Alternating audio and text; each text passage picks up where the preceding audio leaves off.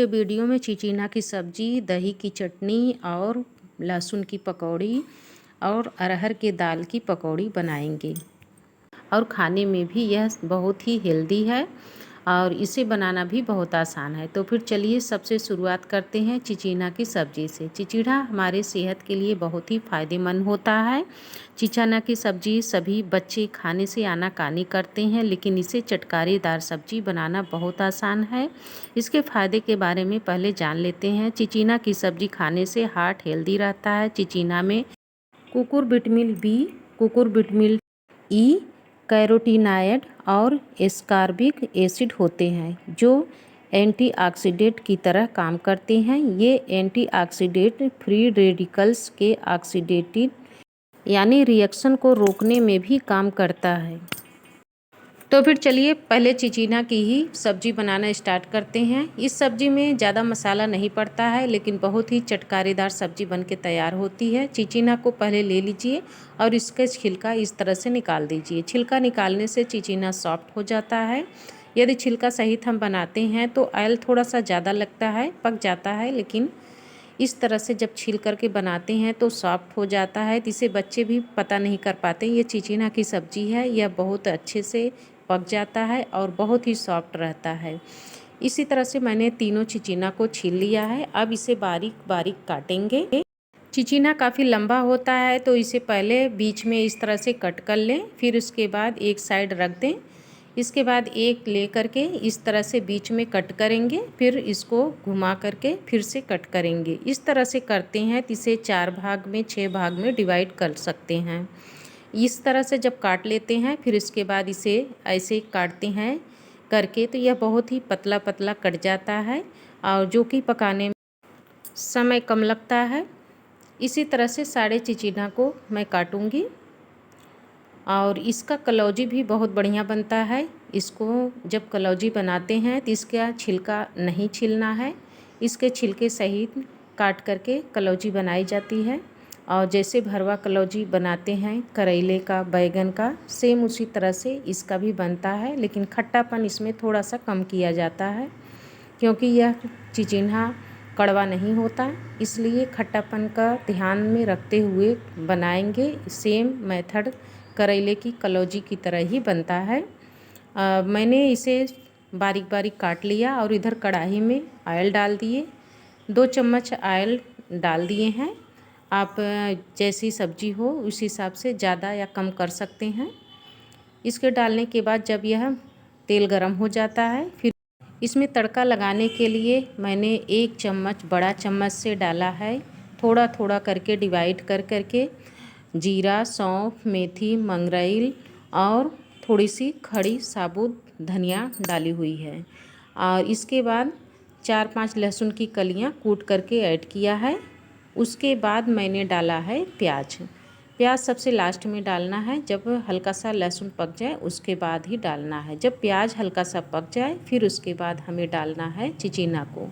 चिचिना को हम इस तरह से डाल देंगे। डालने के बाद थोड़ी देर इसको भून लेंगे ताकि यह सॉफ्ट हो जाए। फिर उसके बाद इसमें ऐड करेंगे आलू।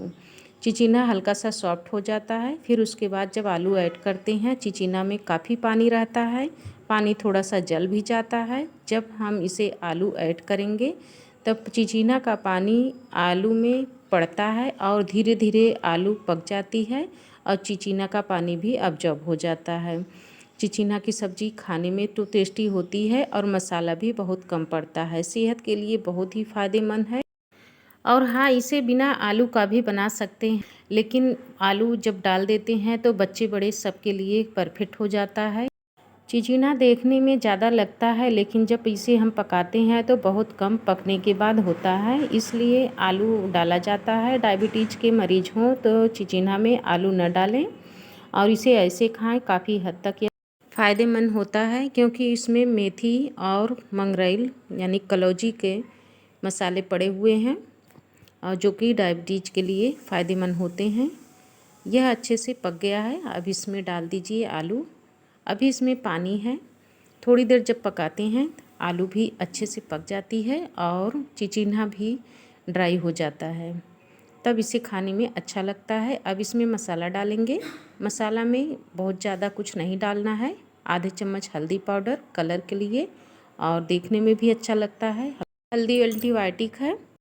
और आधा चम्मच अमचूर पाउडर, ये भी डाल सकते हैं या फिर इसके जगह पर नींबू का रस डाल सकते हैं। इसे थोड़ा सा खटास आ जाता है ताकि चटपटा लगे खाने में। अब इसे अच्छे से मिला लें। मिला करके थोड़ी देर के लिए हम रख देंगे ताकि हल्दी और जो अमचूर पाउडर है यह अच्छे से पक जाए। 5 मिनट के लिए ढकेंगे। 5 मिनट के बाद हम देख रहे हैं आलू भी हमारी अच्छे से पक गई है और जो पानी था वो भी ख़त्म हो गया है। हल्का हल्का सा अभी इसमें है पानी। इसे थोड़ी देर और पकाएंगे ताकि यह ड्राई हो जाए। अब इसमें नमक डाल दीजिए। नमक डालने के बाद नमक को मिक्स कर लें। इस तरह से मिक्स करने के बाद 5 मिनट के लिए ढक देंगे। 5 मिनट जब हम ढक देते हैं तो नमक बहुत अच्छे से मिल जाता है। फिर इसे उलट पलट करके हम इसे एक प्लेट में निकाल लेते हैं। इस तरह से सब्जी चिचिना की बनाते हैं, खाने में बहुत अच्छा लगता है। और अब चल रहे हैं नेक्स्ट की तरफ। इधर लहसुन की पकौड़ी बनाने के लिए, लहसुन की पकौड़ी बनाने के लिए सबसे पहले कढ़ाई रखिए। पकौड़ी बनाने के लिए तेल कढ़ाई में डाला ही जाता है। तेल गरम हो जाए उसके बाद लहसुन लीजिए। लहसुन छिलने में काफ़ी समय लग जाता है। इसका एक ट्रिक है, इसको हम लहसुन को साफ़ कर लेते हैं और इसमें धूल मिट्टी वगैरह न लगा रहे। फिर लहसुन को ऊपर नीचे से हल्का सा इसे काट देंगे ताकि इसे निकालने में आसानी रहे। जब हमारा ऑयल गर्म हो जाता है उसमें लहसुन को ऐड करेंगे। लहसुन अभी ऐड नहीं करेंगे जब तक ऑयल गर्म ना हो जाए, क्योंकि ऑयल नहीं गर्म रहता तो लहसुन में ज़्यादा ऑयल हो जाता है। जब से हमारा ऑयल गर्म हो जाए हम लहसुन को ऐड करेंगे। इसे 2 मिनट के लिए उलट पलट कर फिर पानी में से डाल देंगे। हल्का लहसुन पक जाता है फिर उसके बाद इसे पानी में से निकाल करके इस तरह से निकालेंगे। बहुत आराम से लहसुन छिला जाता है। जब भी लहसुन ज़्यादा मात्रा में छिलना हो तो इस तरह से छिल सकते हैं और खूब ढेर सारा लहसुन छिल करके 2 मिनट में रख सकते हैं। लहसुन छिलने के बाद मैंने इसमें 1 कप या कटोरी छोटी ले लीजिए और इसमें बेसन ऐड कर दीजिए। स्वाद अनुसार नमक ऐड कर दीजिए और 1 चुटकी हींग ऐड कर दीजिए। 1 चुटकी अजवाइन डाल दीजिए और 1 इंच अदरक का टुकड़ा भी कूट करके इसमें ऐड कर दीजिए। अब इसमें कलर के लिए 1 चुटकी हल्दी पाउडर ऐड कर दीजिए और आधा चुटकी यानी आधा चम्मच से कम जीरा ऐड कीजिए और थोड़ा थोड़ा पानी डाल करके इसे चम्मच की सहायता से मैश कर लीजिए। सारी चीज़ें अच्छे से मिक्स हो जाए।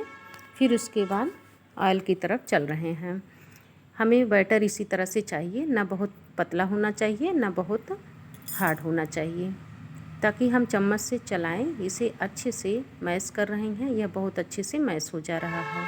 ऑयल इधर गरम है, ऑयल में चम्मच की सहायता से चेक कर रहे हैं ऑयल हमारा कितना गरम है। अभी ऑयल थोड़ा सा कम है गरम। जब इसे हाई पर हो जाए उसके बाद ही हम इसे डालना है।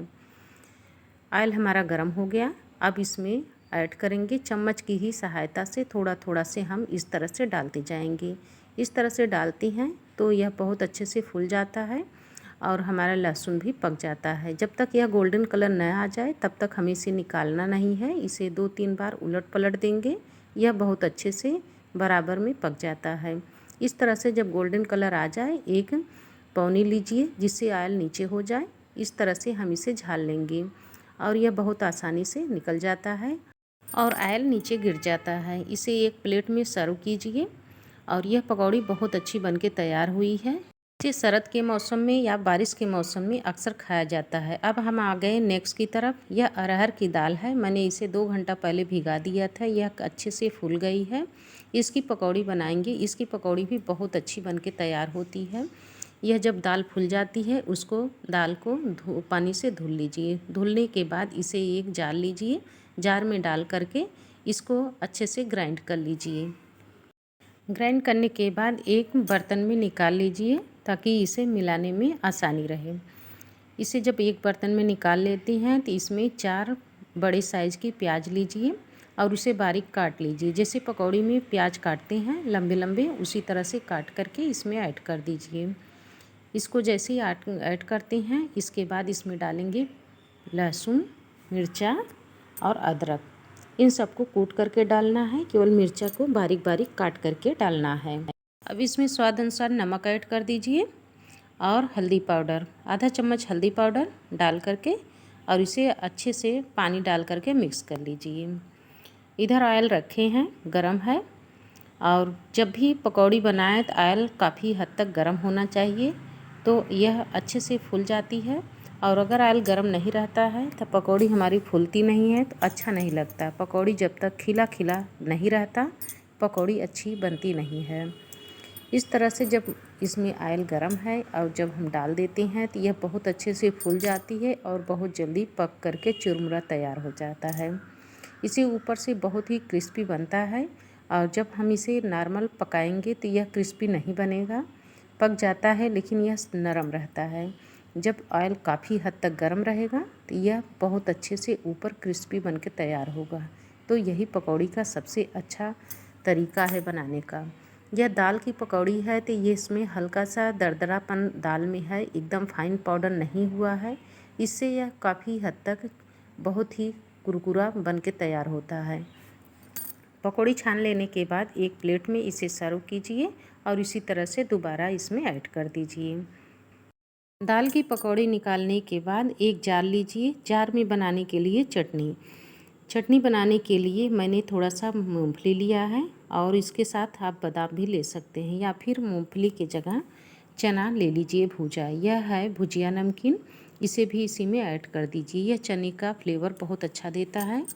भुजिया नमकीन के जगह पर चना भी भुजा डाल सकते हैं, और इसमें 4-5 लहसुन की कलियां डाल दीजिए। लहसुन की कलियां चटनी में अच्छा फ्लेवर आता है।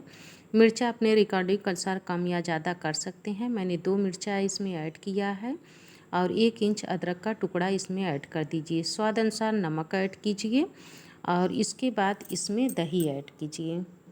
दही उतना ही डालना है ताकि यह गाढ़ा पेस्ट बन कर के तैयार हो जाए।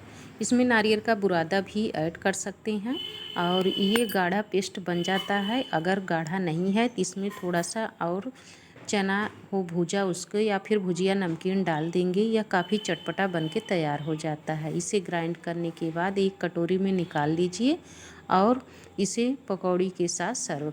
इस चटनी का नाम चुरमुरा चटनी है। यह दही से बनाई जाती है। लहसुन की पकौड़ी भी कुछ कम नहीं है, बहुत ही टेस्टी बना हुआ है, और चिचिड़ा की सब्ज़ी भी बहुत अच्छी बनी है। आई हो आप सबको वीडियो अच्छी लगी हो। धन्यवाद।